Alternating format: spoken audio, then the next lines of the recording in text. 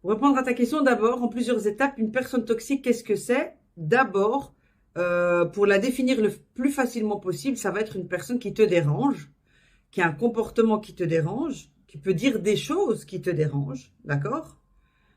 Nouveauté que je vais vous rajouter, parce qu'évidemment, je ne cesse d'accroître mes connaissances pour mieux comprendre.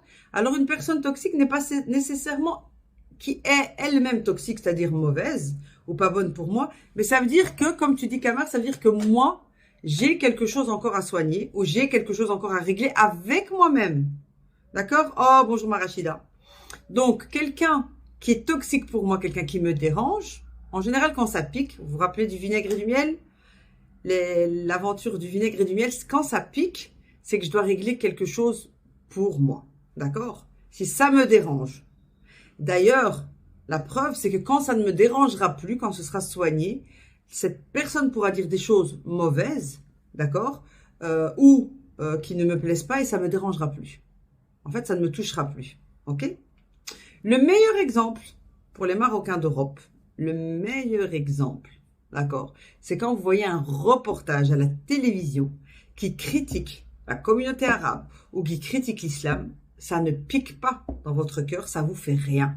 Vous mettez un reportage, vous entendez une catastrophe sur l'islam ou sur les arabes et vous passez à côté. Pourquoi? Parce que ça c'est réglé. Parce que vous n'avez plus de doute par rapport à votre marocanité, par rapport à votre foi, par rapport à votre vision des religions. C'est quelque chose qui est réglé, qui est clair dans votre tête. Donc ça vous fait pas mal au cœur. Vous pouvez entendre quelqu'un dire tout ce qu'il veut, hein, quelqu'un de raciste, bah, c'est réglé. Ça c'est la preuve que la personne ou le reportage, il peut être super toxique et finalement, bah, ça vous touche pas. D'accord? A contrario, on va venir te faire une toute petite remarque juste sur ta coupe de cheveux ou juste, par exemple, sur ta chemise et tu vas exploser. Pourquoi? Parce que c'était la chose dont il ne fallait pas parler. Parce que c'est la chose que tu voudrais changer.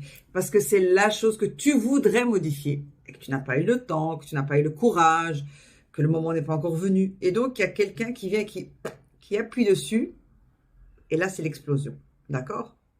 Ça, c'est une première explication, ma camarade. La deuxième explication, c'est d'accepter. D'accord? On oublie souvent. Je le sais, c'est de la théorie, mais j'oublie. D'accord? Merci Rachida. Donc, la deuxième chose, c'est d'accepter que les gens nous dérangent. C'est d'accepter que les gens vont nous dire des choses qui nous dérangent. D'accord? C'est d'accepter que le monde n'est pas parfait. Là, il y a quelque chose d'autre à régler. Le besoin de perfection, d'accord?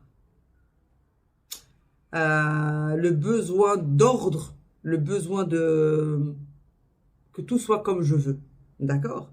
Donc, ben, je pense que ça va parler à pas mal de femmes. Si je vous dis que là, une des premières choses qu'on peut guérir, ben, vous allez rigoler et à certains qui vont savoir de quoi je parle. Finalement, c'est quand quelqu'un a une tache sur sa chemise ou sur son vêtement. C'est une des choses qu'on ne supporte pas, d'accord? Je peux avoir mal au ventre, mal à la tête si je découvre, d'accord, que j'ai une tache sur mon pantalon ou sur ma veste et que je suis sortie à l'extérieur. Et après, ben avec le temps, en fait, on se dit finalement, écoute, c'est comme ça. Alors, pourquoi je vais accepter la tâche? Pas parce que je suis devenue sale, parce que j'ai compris qu'il y avait un message derrière, qu'il y avait quelque chose à soigner ou à tester. Alors ça, c'est bien, c'est qu'il y a deux choses. Soit vous soignez quelque chose, soit vous testez. C'est juste pour voir, d'accord, si ça va beaucoup mieux. Je vous avais souvent dit, pour rigoler, mais un jour on le fera, je vous avais souvent dit que j'aimerais un jour faire peut-être un séminaire avec vous, mes chéris. On fera un week-end avec des femmes et une chemise blanche et des taches de sauce tomate. Et si tu arrives à passer le week-end avec cette chemise et plein de taches, tu auras guéri peut-être 80% de ce besoin de perfection qu'on a surtout. D'accord? C'est ML qui a posé la question, mais c'est pas grave. J'ai juste mixé parce que je l'avais pas vu. Ok?